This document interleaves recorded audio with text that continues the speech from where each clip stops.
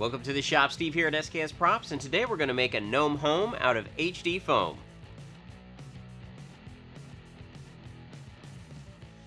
Here was my proof of concept gnome house. Now, it doesn't look all that great, but it doesn't need to.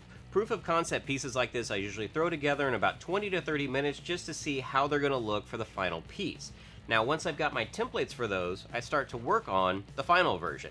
Now, one like this, main structure for it is pretty much made out of 10mm HD foam, which you guys, of course, can find over at Blick Art Materials. A lot of the details are made out of 6mm and 2mm. Now, the top of this mushroom piece on here is all covered with foam clay, because I can get an organic look out of it, but it's very, very easy to sand to get this smooth surface. Now, I want to show you guys all the steps that it takes to put this little house together. We got a lot to do, so let's get started. The first thing I do is take the template for the bottom of the mushroom house, transfer that onto some 10mm HD foam with a pencil. Using a utility knife, I cut out each piece, making sure to keep the knife straight up and down. I don't want any of these cuts to be at an angle.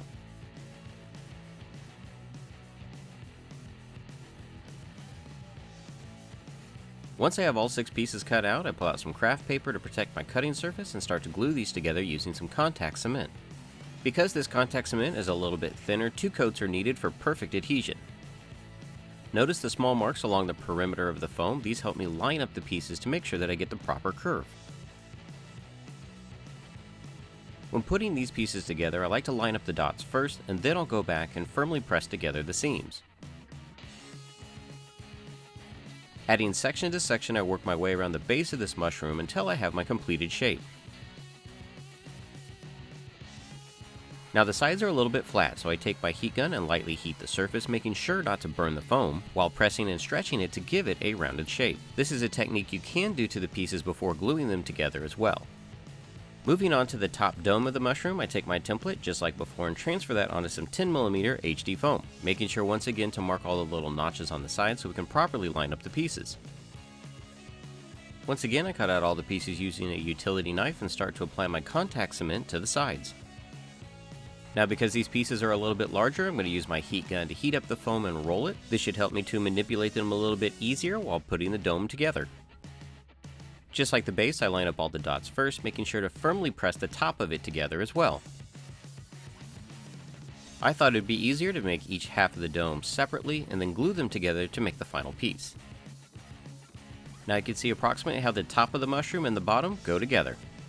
I want to start cleaning up my seams, and to do that I'm going to take a very smooth sanding drum and go over all the lines where the foam has been glued together. This process was done for the base and the top. To give the top some separation, I cut out a 5" by 5" 10mm HD foam square. This is going to be glued into the top of the dome. The base will eventually attach to this. To give the top of this mushroom a more organic look, I'm first going to start off by using a heat gun and heating up the lower edge and bending that out. Secondly, I'm going to use some foam clay. I'm going to place this on top to give it a more textured surface. To help the foam clay stick properly, I'm going to wet the surface with a little bit of water, and then using thin sheets of the foam clay, I'm going to press that onto the top. Now when I'm placing different layers of foam clay together, I'm constantly dipping my fingers in the water to help smooth out the surface. Another thing I like to do is to use a tongue depressor to help move the material around. You can see how the foam clay gives you a very organic look. Now a lot of this is very exaggerated, and that's okay because I'm going to go back and sand it down. After you're finished sculpting, allow the foam clay to dry for 24 to 48 hours. After about a day, the foam clay is dried enough that I can start the sanding process. Foam clay sands extremely easy, so I'm just going to use a sanding sponge, knocking down a lot of the high points. I want the bottom of the dome to have a little bit of character and not just be straight across, so I mark that with a pencil and use a rotary tool to give it a little bit of a wave. After I go through my initial pass, I clean up the edge, once again using a sanding sponge. Using a rotary tool and a smooth sanding drum, I start to add texture to the base of the mushroom. Now this will do 2 things. It'll give it a really cool appearance, but also help hide the seam lines. Before I attach the top, I want to start to add the accessories to the bottom of the house. First up is going to be the door frame cut out of some 6mm HD foam. The shape of this piece is lightly traced onto the base of the mushroom, and then I use a stone bit to add additional textures to make it look like wood. That same textured appearance is also applied to the door trim. After the door trim has been detailed, it is attached to the base using some super glue. You can see how that additional texture really stands out compared to the rest of the piece. Cover for the front door is made in the same fashion. The template is traced onto some 6mm foam. It is detailed using the stone bit and also glued into place using super glue. The template for the window frame was also traced onto some 6mm HD foam and finished in the same manner. The main difference here being the template for the window pane was traced on some 2mm HD foam. This will give it a nice smooth surface. All the components for the window were then detailed and glued into place with super glue.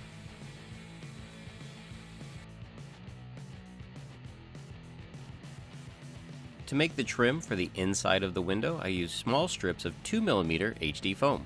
These strips were marked, cut, and glued into place.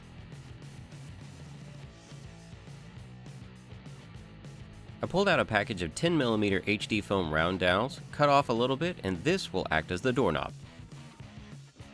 It's time to start adding details to the top of the mushroom, and the first thing we're going to add up there is going to be the window. The template for this piece was transferred onto some 6mm HD foam and cut out with utility knife. Now the big thing to note here is the part that attaches to the mushroom was cut at a 45-degree angle.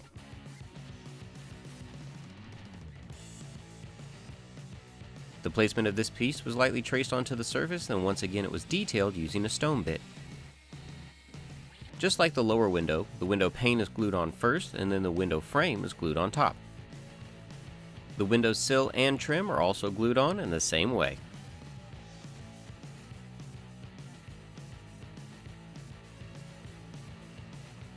To start fabricating the chimney for the house, I cut a 15mm HD foam round dowel.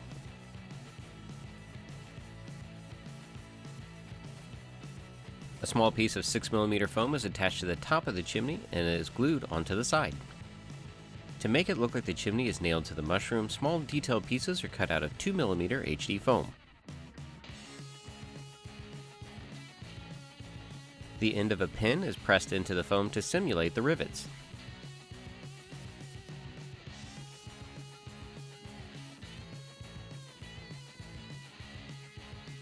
The base of the mushroom is cut flat, and then using super glue is attached to the plate that we had installed earlier.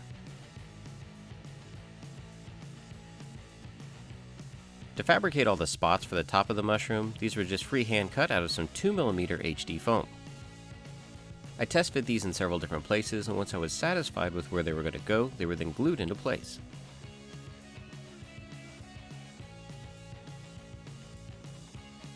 After looking at the piece as a whole, I really felt that it needed something on the other side, so I got my templates back out and created an additional window to put on the left.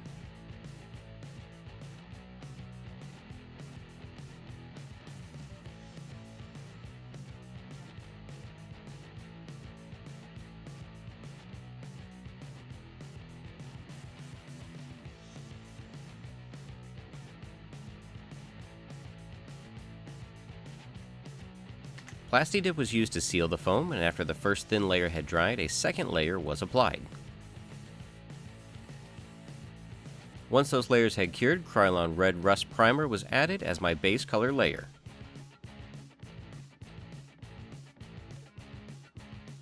I'm going to start off by painting the base of the mushroom, and to do this I'm going to use Liquitex brand Heavy Body Unbleached Titanium. This will be applied to the base mushroom using a mop brush.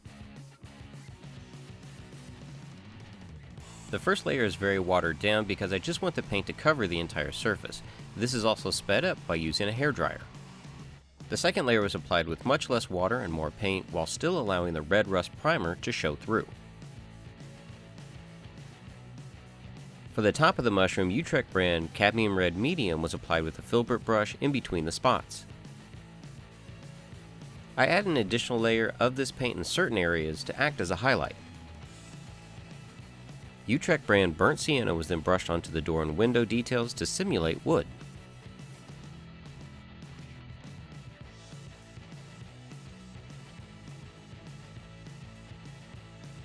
Going back to the top, unbleached titanium was applied to the spots. This was watered down quite a bit to make it easier to move around.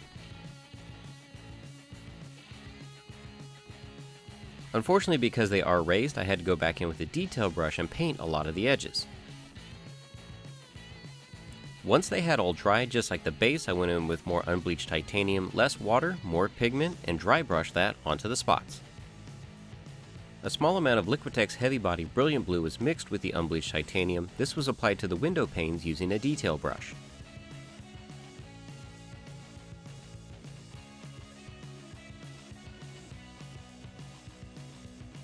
As a highlight layer, Liquitex brand Raw Sienna was dry brushed onto the door and windows.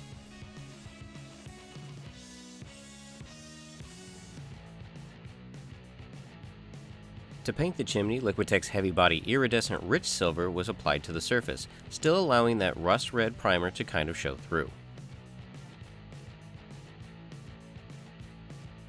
This color was also used to finish the doorknob. I had never used this product before, but it's an iridescent tint from Utrecht brand. I thought it would work great for the windows. It goes on pretty transparent, so any color that's underneath shows through. After I'd painted the windows, I applied a little bit to the top of the mushroom to simulate a dew-like sheen. The base of the mushroom was still a little too clean, so I took some of that Liquitex brand Raw Sienna and muddied up the bottom. Liquitex Heavy Body Parchment was used as my final highlight layer for the spots on top of the mushroom. Now notice I'm not covering the entire spot, I'm selectively placing the paint on there to give it a different color value.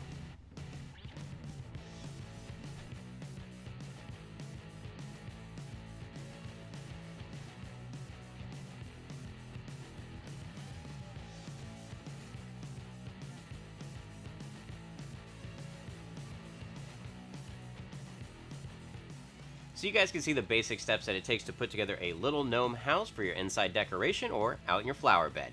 Now be sure to download my templates so you can put together your own. And also, this is just a basic version of this. Feel free to be more elaborate with the ones that you create.